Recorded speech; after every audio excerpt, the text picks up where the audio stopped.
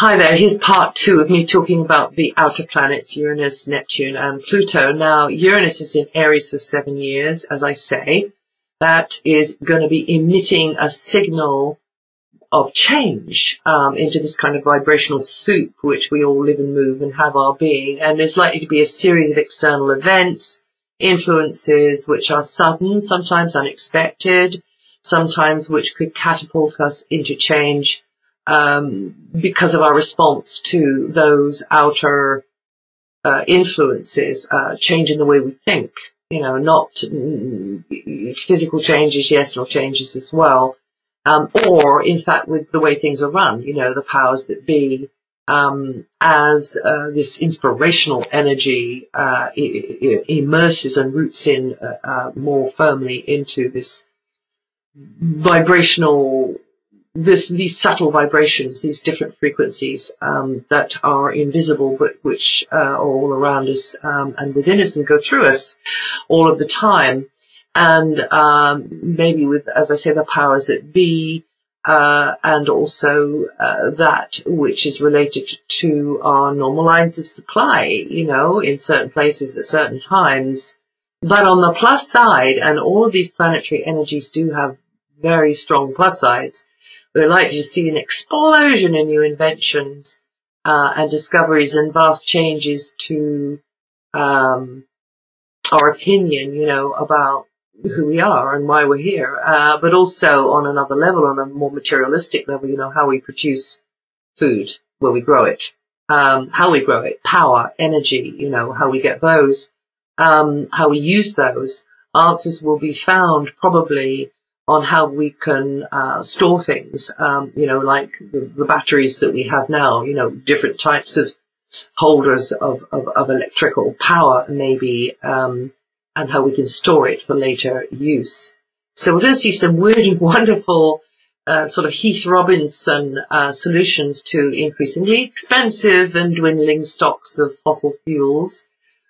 Probably more reliance on wind and sun and geothermal and hydroelectric, but maybe even hidden resources that are in substances that we're already familiar with, which are right under our noses, but which we haven't realized can supply us in these different sorts of ways, or we can use in these different kinds of ways, and maybe which is renewable, safer, greener, and gentler on the earth. Ways to collect and purify water, changes in medicine is likely, the way the pharmaceutical companies have quite a grip, on our ability to choose, really, sort of quite limiting in some cases.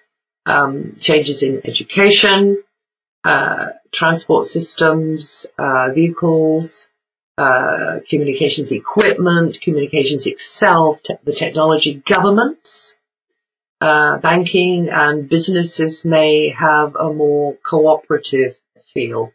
I really do hope so. With the needs and requirements of the people they serve right at the hub, right at the center, and those people exerting the control rather than it being the other way around. So amazing breakthroughs in science, because Aquarius, Uranus, the ruling planet of Aquarius, does rule science, and the sciences will be happening over the 7 years that Uranus is in Aries. And, there will be this sort of steady revolution. Sometimes there will be these great leaps as well, where it accelerates in response to outer events, climate change, and so on, in certain places at certain times, in certain ways, as these changes are kind of fought for and applied. But we're likely to see a more kind of external manifestation of these changes when Uranus goes out of Aries and into Taurus, the next sign, which is going to be after the 7-year cycle in Aries that we're in at the moment. And that's with farming and, our food supplies. I mean, even more, it will be happening in Taurus On another level, Uranus, the planet of the collective mind, humanitarianism, brotherhood, sisterhood, and light energy, is also, you may be interested to know, the higher vibration of the feminine principle in both men and women.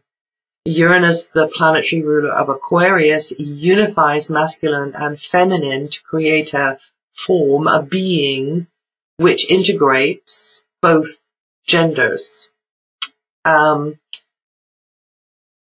We're already seeing evidence of this. I mean, Uranus has been in Pisces for a long time, and Pisces can blur boundaries, bring confusion, cross wires, misconceptions. Uranus going into Aries is going to really bring in the clarity, and Uranus rules the archetype of the angel, that masculine, feminine being from the higher realms, which brings the messages to help mankind. The very word itself, angel, means message bearer. Whether we call them angels or spirit guides or off-planet beings or interdimensional beings or higher self or, the voice of wisdom within, or the light body, they are intelligences which seem to have a more expanded consciousness and more advanced and loving consciousness, and they have been beaming through many individuals all through our history, but particularly at the moment, with teachings and advice to help us raise our vibration and be more in alignment with our light bodies. The Merkaba. With Uranus now in the sign of the dawning, the seeding, the sign of direct action, Aries, the fire sign, Aries, we'll see the gates opening, allowing that feminine principle, which has been so out of balance with the masculine in both men and women, to take its rightful place in the scheme of things. Of course, this is going to catapult women into the front, and already, women are really standing up and speaking now. Women and the feminine in men are responding to this signal that's being emitted by Uranus and are already claiming their right to choose, what's best or better for their families, their communities, and in some cases becoming the way showers, the connectors between the earthly and the higher vibrational frequencies of integrity and unity and consensus. They might not know it's anything to do with a planet called Uranus, or a signal that's coming out, and it's beaming in far more sharply and clearly and slicing through, now that it's in Aries, but we are already responding to this. And now, I think this is perhaps the really good news. That's the arrival of planet of empathy and compassion, Neptune, back into its own sign, Pisces, after more than 150 years. This could be what oils the wheels, what gets us to reach out for a power or a sense of there being something bigger than us, and is really going to amplify that amidst these times of change and upheaval across the globe. Now, Neptune emphasizes how we're all connected, not only to each other, but to this planet herself, and also to other planets and dimensions beyond. This transit of Neptune will incline us more and more and more as it really gets into gear. It's in Pisces between April and August this year, but from February 2012, it stays in Pisces for many, many years, and it will get us to start looking after each other instead of just competing with each other. Better late than never. In fact, in some situations, it's just going to force us to be more considerate and put ourselves out more as individuals or a group and cooperate more, form a chain, just cooperate more, because we know which side our bread is buttered. But along the way, there's going to be adjustments, probably mostly in our relationship to our own egos, and our own judgments, and the egos of the powers that be over the next few years, because, you know, Neptune is non-ego. It's non-duality, and largely we live mentally in a world of duality and comparison. Neptune rules the pineal gland, actually, the third eye, and holds a vibration beyond mind and over and above the five senses. Neptune in Pisces is emotion, feeling, sensing, being. It's not linear or logical or analytical or target-based or competitive.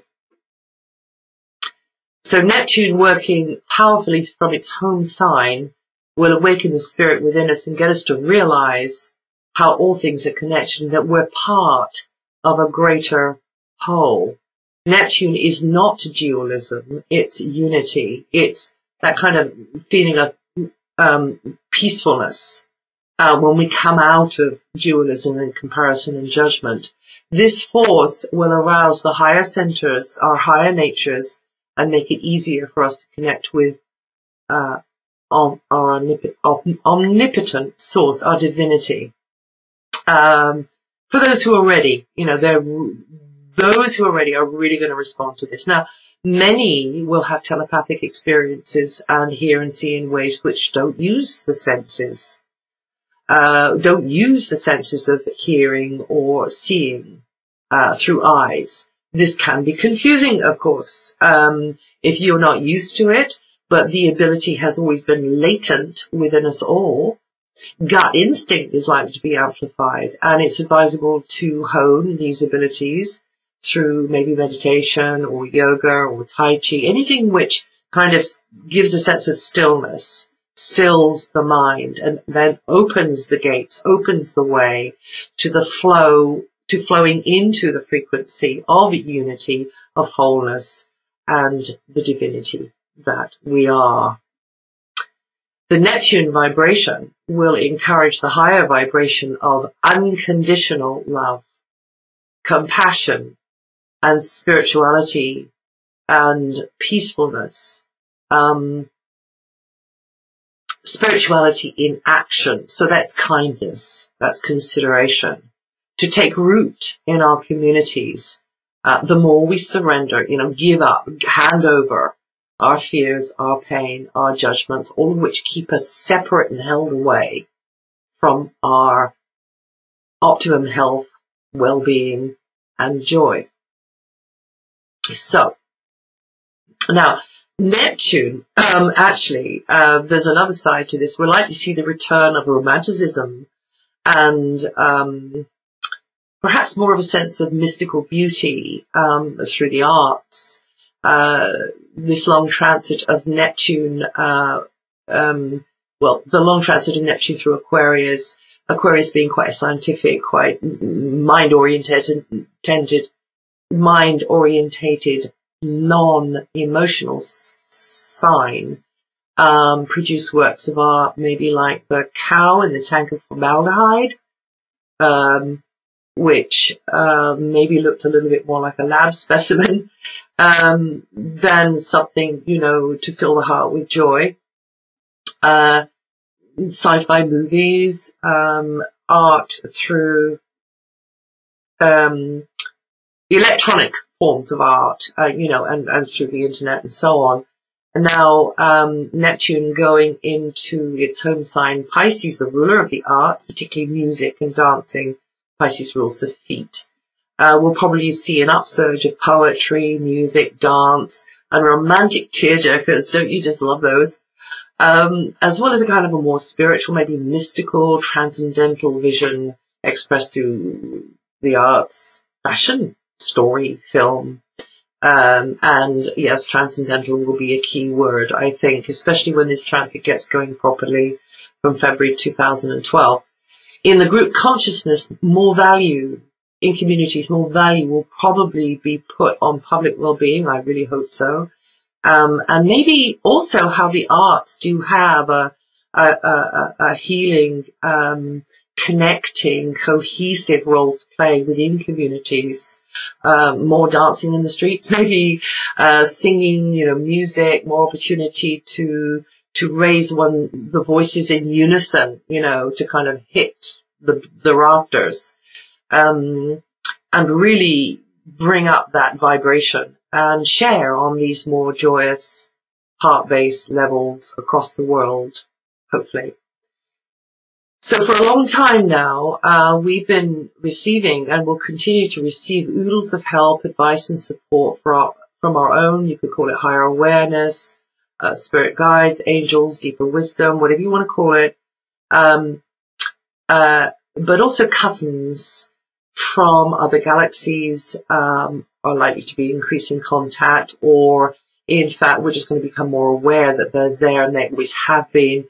But we need to raise our vibration to get access to this higher dimension of support in an open and awake manner and in the body manner, because that is possible, because they can reach down, but we need to touch up to them. We need to touch. We need to raise our frequency. And we can't do that if we inhabit fear, judgment, blame. And that's the challenge for us. And so as we advance through this special window of opportunity, which will take us into the 2020s, we should, as best we can, open our hearts to the higher energies which bring inspiration, guidance, and a kind of intuitive knowing within us into our awareness. Too much has been invested by those who have seeded Gaia, our Earth, and our DNA, our gene pool, over millennia for them to let us or her fall now. So we do have backup, but as I say, it's a two-way street. And how well we use this backup, this is the thing. So they need our cooperation, as our actions and our goodwill will be the governing factor. They don't judge, they only observe. So it's going to be, our response is going to be the governing factor of how well we use this moment in our history between the in-breath and the out-breath, this turning point in our history, in our lives and on our planet, in our solar system, and in our galaxy. And that's how I see it. As best I can put that into words, that's how I see it. So I hope that's been informative and maybe a bit enlightening. It's explained these forces a bit more to you, and most of all, I hope you enjoyed that, and I will see you the next time.